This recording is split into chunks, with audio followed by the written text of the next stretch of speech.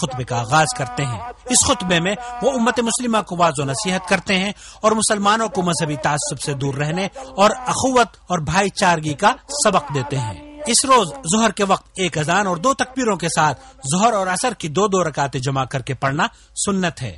واضح رہے کہ جو حضرات میدان عرفات میں اپنے خیموں میں ظہر کے وقت ظہر اور عصر کے وقت عصر کی نمازیں پڑھتے ہیں، ان کا یہ عمل سنت کے خلاف ہے۔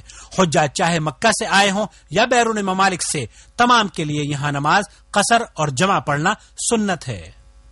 بہت سے حجاج کو دیکھا گیا ہے کہ غروب آفتاب سے پہلے عرفات کے میدان کو چھوڑ دیتے ہیں، ان کا یہ عمل بھی سنت کے خلاف ہے۔ وهذا غير جائز لأنه مخالف لفعل النبي صلى الله عليه وسلم۔ بعض لوگ جبل عرفات کی چوٹی تک پہنچنے کی کوشش کرتے ہیں، دھکا پیلی کرتے ہیں، دوسروں کو ایذا رسانی کا سبب بنتے ہیں۔ واضح رہے کہ چوٹی پر چڑھ کر وہاں نماز پڑھنے اور اسے عقیدت سے چھونے کی کوئی دلیل نہیں، یہ اعمال بدعت ہیں۔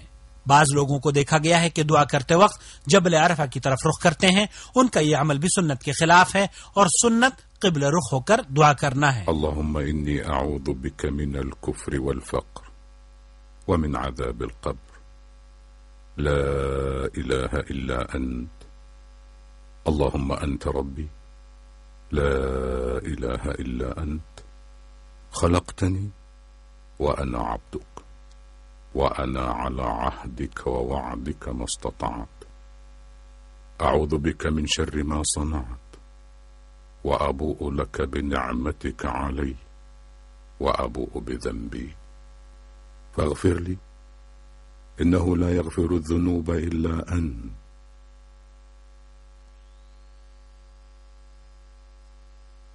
ليس عليكم جناح أن تبتغوا فضلا من ربكم فإذا أفضتم من عرفات فاذكروا الله عند المشعر الحرام واذكروه كما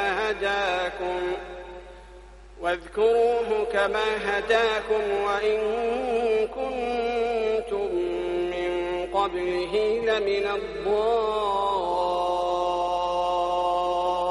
الضالين ثم أفيضوا من حيث أفاض الناس واستغفروا الله إن الله غفور رحيم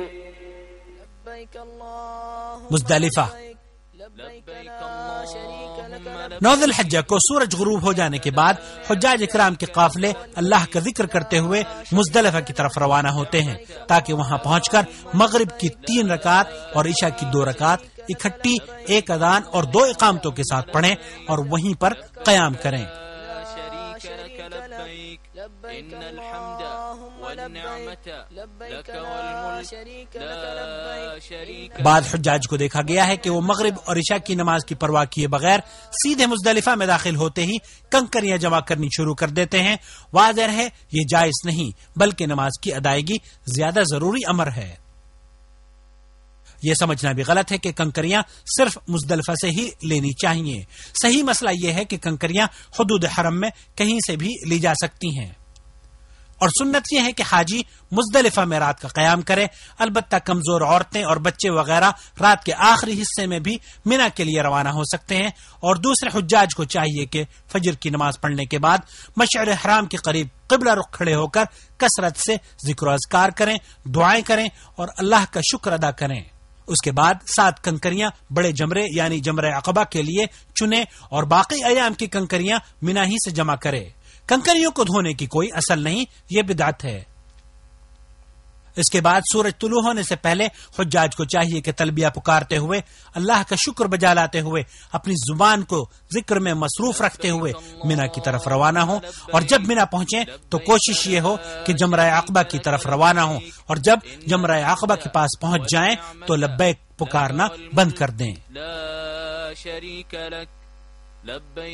اس کے بعد وہاں پہنچتے ہی مسلسل ایک ایک کر کے 7 کنکریاں اس کو ماریں، اور ہر کنکری پھینکتے وقت اللہ اکبر کہہ کر پھینکنا سنت ہے۔ جمرة العقبة يتوقف عن التلبية ثم يرمي جمرة العقبة ب7 حصيات متعاقبات ويكبر مع كل حصاة ثم يذبح الهدي اس کے بعد متمتع اور قارن کو چاہیے کہ قربانی کرے اور حجامت کروائے، اور عورت کو چاہیے کہ انگلی کے پورے کے برابر اپنے بالوں کو کاٹ لے۔ قربانی کے دن حج کے کاموں میں اگر ترتیب کا خیال رکھا جائے تو افضل ہے، لیکن اگر ترتیب آگے پیچھے بھی ہو جاتی ہے تو کوئی حرج نہیں، کیونکہ اللہ کے رسول صلی اللہ علیہ وسلم نے اس موقع پر ایسے لوگوں سے جن کی ترتیب بدل گئی تھی یہی فرمایا تھا کہ افعل ولا حرج، یعنی کرتے جاؤ کوئی حرج نہیں۔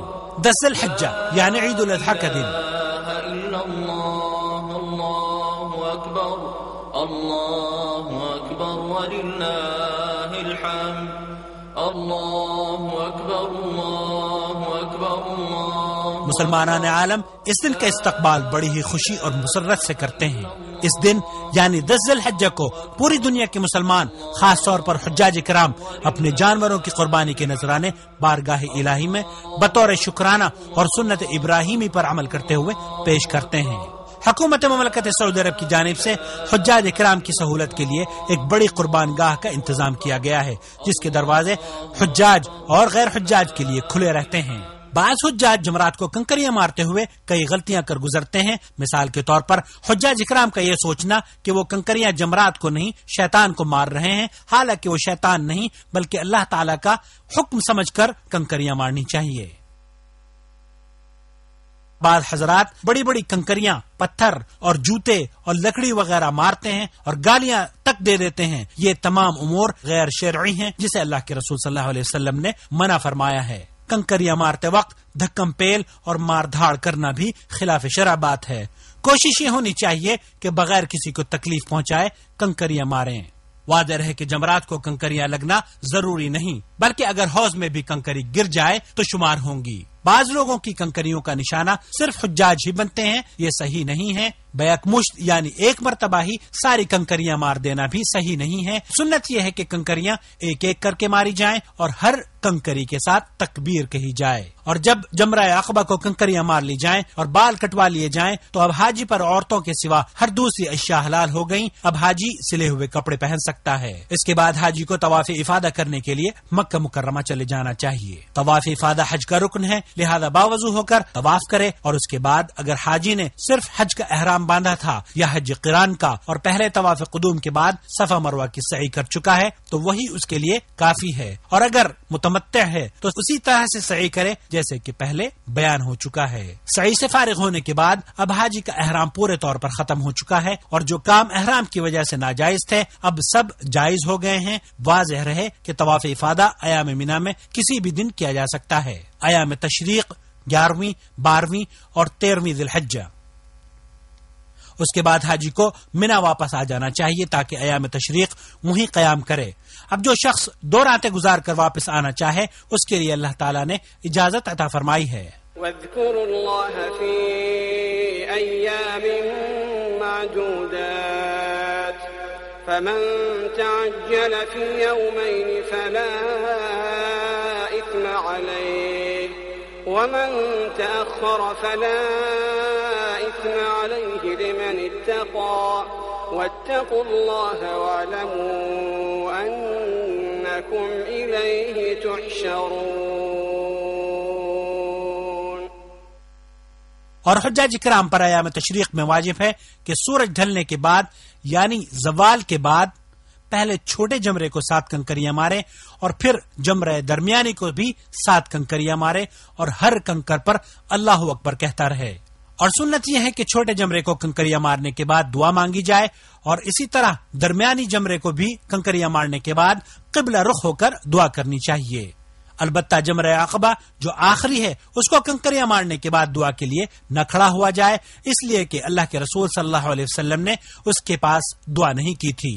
دوسرے دن بھی زوال سورج کے بعد حجاج کے لیے ضروری ہے کہ تینوں جمرات کو اسی طرح کنکریاں مارے، اور اگر جلدی ہو تو غروب آفتاب سے پہلے مکہ کے لیے نکل جائے۔ اگر جلدی نہیں تو رات مینا میں گزارے اور تیسرے دن زوال آفتاب کے بعد تینوں جمرات کو کنکریاں مارے اور پھر مکہ مکرمہ کے لیے نکل جائے، اور جب گھر واپس لوٹنے کا ارادہ کرے تو طواف وداع کرے۔ طواف وداع۔ حجاج کرام، ایک بار پھر آپ کا قافلہ مکہ المکرمہ میں حج کے احکامات کو پورا کرتا ہوا لوٹ آیا ہے۔ یہاں آپ کو بیت اللہ کو چھوڑ کر جانے سے پہلے طواف وداع کرنا ہے۔